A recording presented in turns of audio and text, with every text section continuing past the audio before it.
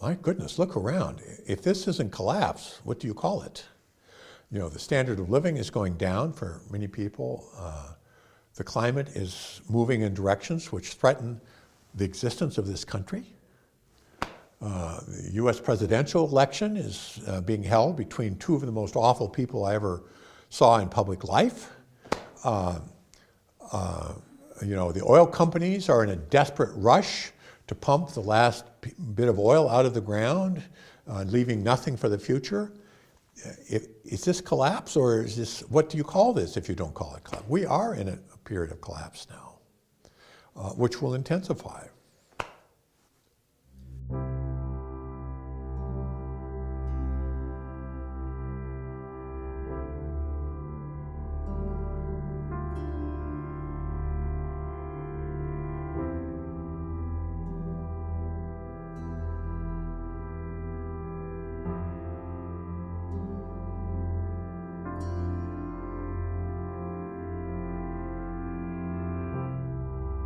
What's happening now is that the economic system is changing humans. You know, we create some indicator in the economic system, and then immediately human institutions swing around to try and maximize that indicator. I mean, and we need to get out of that trap. I think an important thing to realize is that the economic system doesn't exist somehow out there independent of us. We created it. It's a tool for us.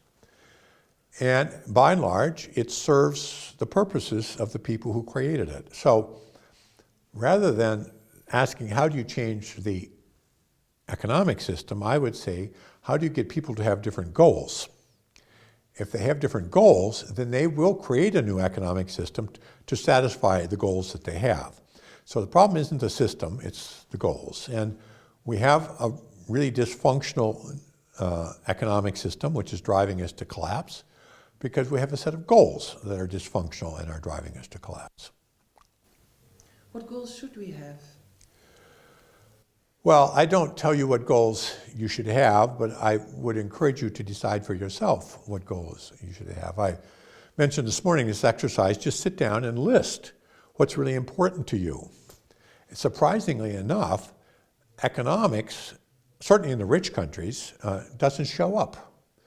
You know, what you really want is health, friendship, security, self-satisfaction, and so forth. And these are not things which are going to come from expanding the GDP necessarily. So, so I don't tell you which ones to have, but I would say you should at least ask that question for yourself. What do you think is the thing that is most lacking in global policy?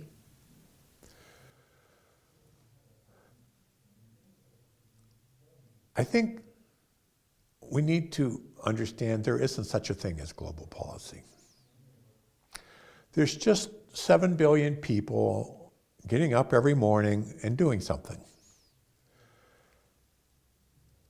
In some cases, they're quite similar. In other cases, they're very different from each other. And the result of what they do, somehow we term global policy. But it's not like somebody asks, what is the global policy? People rather say, what are these 7 billion people trying to accomplish? I'm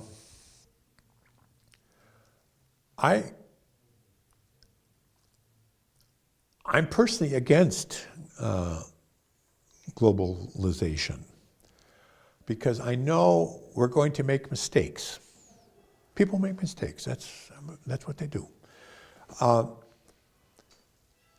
If you have a bunch of relatively independent units, countries, people, whatever, economies, one of them can make a fatal mistake and collapse, and it doesn't have too much influence on the others.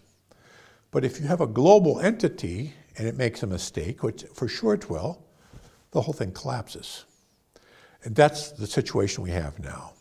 So, I mean, speaking in a kind of funny way, I would say the goal of global policy ought to be to eliminate that there is any global policy.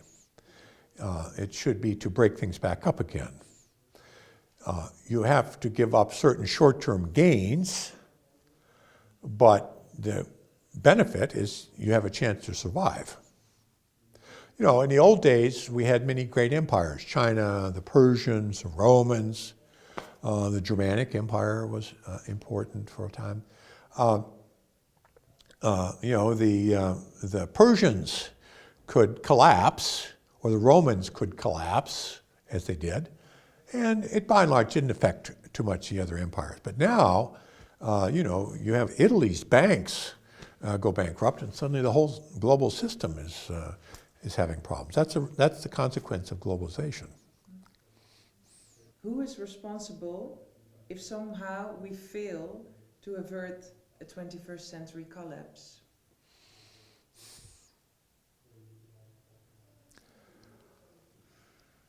The person who's responsible is the one who goes around saying who's responsible, because everybody's involved in this. Nobody is responsible for these things. It's a collective fault. You know, so I have a friend, and she gets very mad at me sometimes.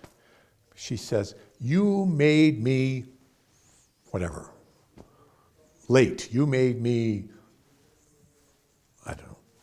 And I say, "No, I didn't make you do anything. I created, you know, we interact, and out of that interaction, you were late. Is it my fault? Well, I was part of the system, but I wasn't the one who had to solve it. You know, I mean, that's it. We're in a big system. There is no one who's responsible. I mean, limits to growth made this point. We took the standard scenario. We said, you know, what happened? Well, overshoot and collapse. Why? And then you analyze the data. Actually, interestingly enough, in that standard scenario in 1972, the first standard scenario collapse is caused by food shortages. But what happens if you've solved the food shortages? Suppose you say, well, the agriculture sector is responsible, we solve the problem. It doesn't bring utopia. It simply means the pressures have to mount in some other system, resources or energy or whatever. So in English we call this scapegoating, which means pointing the finger at somebody and saying, you know, you are responsible, not I. Don't look at me. You know, you were the one. No, the world isn't like that. Then you can say, well, if we see collapse in the 21st century, we are seeing collapse in the 21st. I mean, my goodness, look around. If this isn't collapse, what do you call it? You know, the standard of living is going down for many people. The climate is moving in directions which threaten the existence of this country. The U.S. presidential election is being held between two of the most awful people I ever saw in public life. You know, the oil companies are in a desperate rush to pump the last bit of oil out of the ground, leaving nothing for the future. Is this collapse, or is this, what do you call this if you don't call it collapse? We are in a period of collapse now, which will intensify.